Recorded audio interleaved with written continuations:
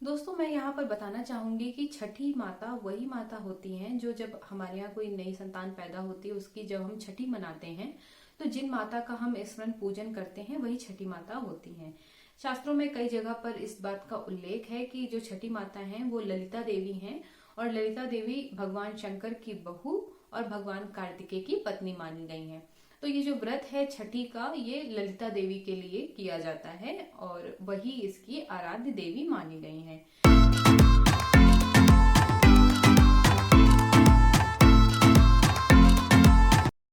नमस्कार दोस्तों, मैं श्वेता स्वागत करती हूँ आप सभी का अपने चैनल श्वेता गौरव में, जहां मैं देती हूँ आपको पूजा पाठ से जुड़ी हुई सारी जानकारियां। दोस्तों आज का वीडियो है हल षष्ठी व्रत पर। हल षष्ठी व्रत किस दिन मनाया जाता है, क्या पूजा मुहूर्त है, सामग्री क्या है, अगर आप उत्तर भारत में नहीं रहते हैं कहीं और रहते हैं तो किस तरीके से आप ये पूजा आसानी से कर सकते हैं, ये सारी चीजें मैं आपको आज इस वीडियो में बताने वाली हूँ। दोस्तों सबसे पहले तो मैं ये बता दूं कि हल षष्ठी व्रत या बलराम जयंती या ललही छठ ये सारी चीजें एक ही होती हैं, क्योंकि बलराम जी की जयंती मनाई जाती है, जन्म दिवस आज के दिन मनाया जाता है। और बलराम जी का जो मुख्य शस्त्र माना गया वो था हल और मूसल। इसलिए आज के दिन जो भी स्त्रियां व्रत करती हैं वो हल से जुता हुआ सामान या मूसल से छरा हुआ सामान नहीं खाती हैं। तो बहुत ही कम गिनी चुनी चीजें होती हैं जो इस व्रत में खाई जाती हैं। ये सारी चीजें भी मैं आपको आगे जरूर बताऊंगी। सबसे पहले जान लेते हैं कि किस दिन है हल षष्ठी व्रत।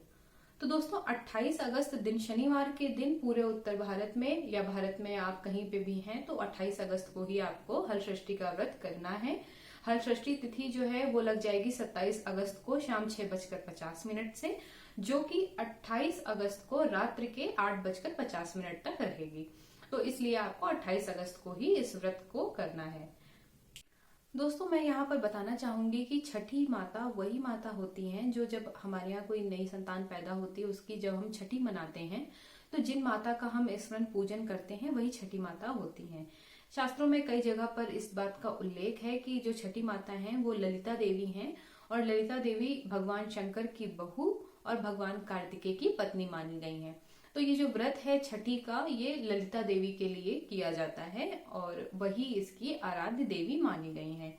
सभी व्रतों की तरीके इसमें भी गौरी गणेश का पूजन अनिवार्य है, कलश स्थापना अनिवार्य है, उसके बाद आप हल षष्ठी माता की पूजा कर सकते हैं। तो जो छठी मैया होती हैं वही बच्चे का पालन पोषण करती हैं 6 महीने तक, उस पे आने वाली किसी भी बाधा को दूर करती हैं, टालती हैं।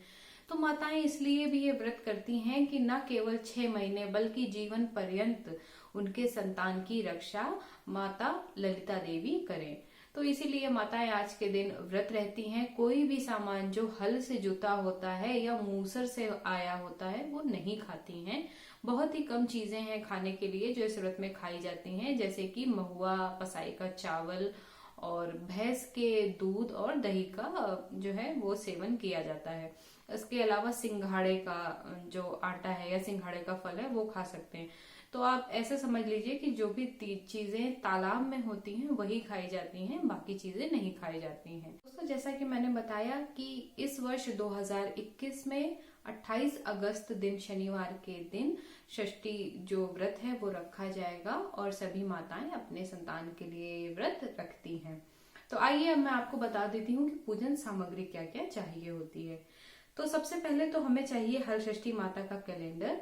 कैलेंडर नहीं तो आप कोई भी प्रिंट आउट निकलवा लीजिए, कलर्ड, आप उसकी पूजा कर सकते हैं। या बहुत लोगों के यहाँ दीवार पे आकृति बनाई जाती है भैंस के गोबर से लीप के, उसमें सप्त ऋषि बनाए जाते हैं, गाय भैंसे बनाई जाती हैं, भाई बहन बनाए जाते हैं, झूले वगैरह। तो यदि आपको बनाना आता है तो आप उस तरीके से बना सकते हैं, और नहीं तो आप हल षष्ठी माता के नाम के थापे दीवार पे लगा सकते हैं एपन से, और उससे फिर आप पूजा कर सकते हैं। जो भी आपसे संभव हो आप कर लीजिए। और उसके अलावा जो लगते हैं पूजा में वो होते हैं कुल्हड़, 7 तरीके का अनाज लगता है, महुआ चाहिए होता है, महुए का पत्ता, पलाश का पत्ता, पसई का चावल, भैंस का दही, भैंस का घी, महुए के पत्ते, कुशा घास चाहिए होती। कुशा घास का इस्तेमाल होता है षष्ठी माता को बनाने के लिए।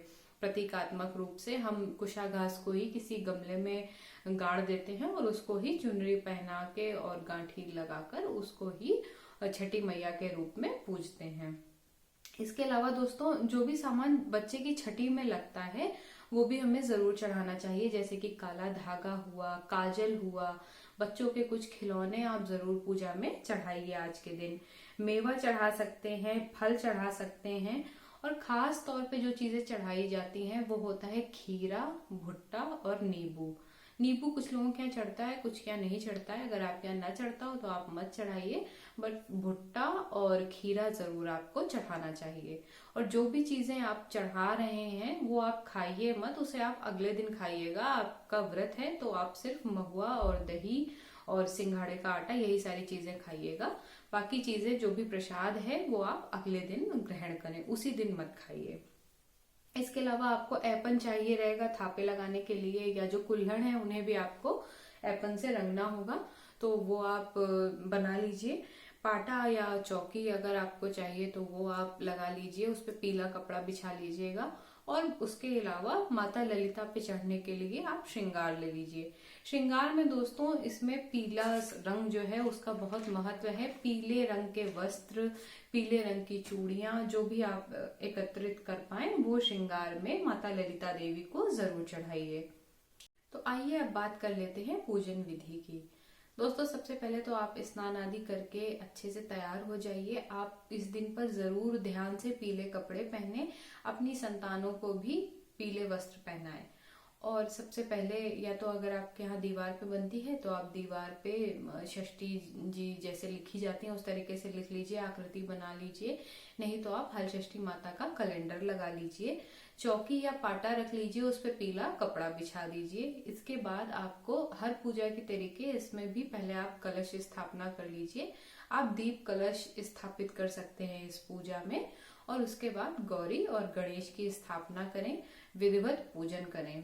सबसे पहले आपको गणेश भगवान का, फिर माता गौरी का, फिर कलश का पूजन करना चाहिए। उसके बाद माता षष्ठी का पूजन करना चाहिए। दोस्तों उसके बाद इस व्रत में कुल्हड़ भरे जाते हैं, या मिट्टी के छोटे छोटे पात्र या चुकड़िया भी बोलते हैं, कुल्हड़ जो भी आप बोलते हो वो भरे जाते हैं। उनको भी आपको ऐपन से रंग लेना होता है। और जैसे आपके एक पुत्र है तो एक पुत्र की आपको 7 जो कुल्हड़ होते हैं वो भरने होते हैं। तो 7 होते हैं माता हल षष्ठी के और 7 होते हैं आपके पुत्र के। तो जैसे आपके 2 पुत्र हैं तो आप 7-7 की मात्रा में उसको बढ़ाते जाएं।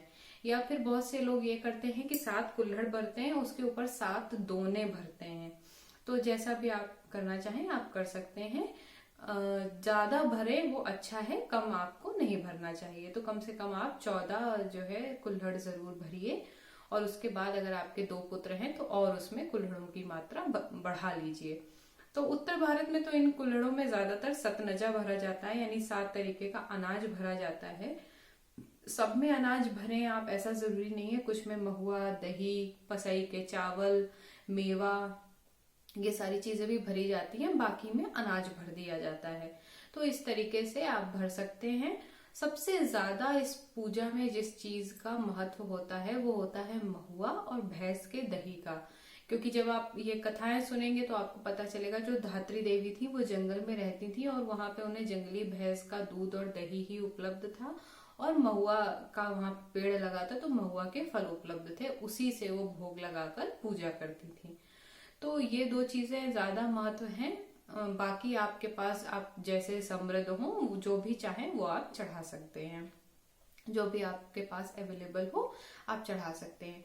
अब कई बार जब सतनजा जो है वो नहीं मिल पाता है, उस तरीके से आप बाहर रहते हैं, अगर आप उत्तर भारत में रहते हैं तो ये सारी पूजा का जो सामान है वो आसानी से मिल जाता है। पर आप जब बाहर रहते हैं तो नहीं मिलता है सामान, उस परिस्थिति में आप क्या कर सकते हैं कि 7 तरीके की या 6 तरीके की आप मिठाइयां ले आइए और उनसे आप 14 कुल्हड़ भर दीजिए। अगर आपको कुल्हड़ नहीं मिलते हैं तो आप 14 स्टील की कटोरियां रख सकते हैं, उसमें आइपन लगा के उनको भर के जब आप षष्ठी माता की पूजा कर लेंगे तो उनका भी आपको टीका वगैरह लगा के पूजन करना चाहिए। अगर आपके पास 14 कटोरियां भी नहीं है तो आप बड़ी कोई थाली ले लीजिए, 2 थाली ले लीजिए जिसमें आप 14 गोले बना लीजिए और फिर उसमें आप सारी मिठाइयां रख के और मेवा वगैरह, महुआ, दही सब रख दीजिए 14 जगहों पर और भगवान को भोग लगा दीजिए। तो इस तरीके से आप कर सकते हैं अगर आप बाहर रहते हैं तो, क्योंकि कई बार जब आप बाहर रहते हैं तो ये सारी चीजें नहीं मिल पाती हैं। तो जैसे भी आप कर पाए करें। श्रद्धा जरूरी है।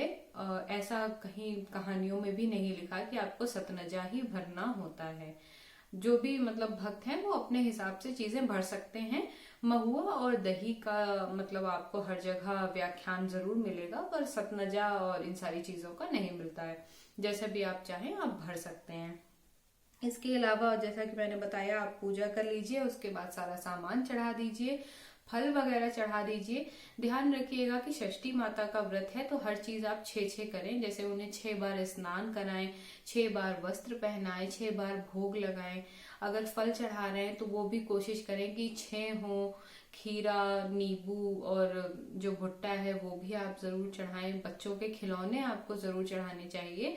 6 आप छोटे छोटे कोई भी खिलौने ले लीजिए, नहीं तो आप तरह तरह की बॉल ले लीजिए, वो चढ़ा दीजिए। और खेल खिलौनों पे भी आपको टीका, रुचना सारी चीजें करनी चाहिए, कलावा चढ़ाना चाहिए। और उसके बाद आप बच्चों को खेलने के लिए दे सकते हैं। सारे खिलौने अपने बच्चे को ना दें तो ज्यादा अच्छा, थोड़े आप बाहर भी किसी कोई छोटे बच्चे हों उनको भी आप दान कर दीजिए, और 1-2 आप अपने बच्चे को दे दीजिए। कोई नहीं है देने वाला तो फिर आप अपने बच्चे को ही दे दीजिए। बस ये एक मतलब होता है, ये रखा जाता है क्योंकि ये बच्चों का पर्व है और जो माता है वो बच्चों का ही संरक्षण करती है, तो ये सारी चीजें रखी जाती हैं।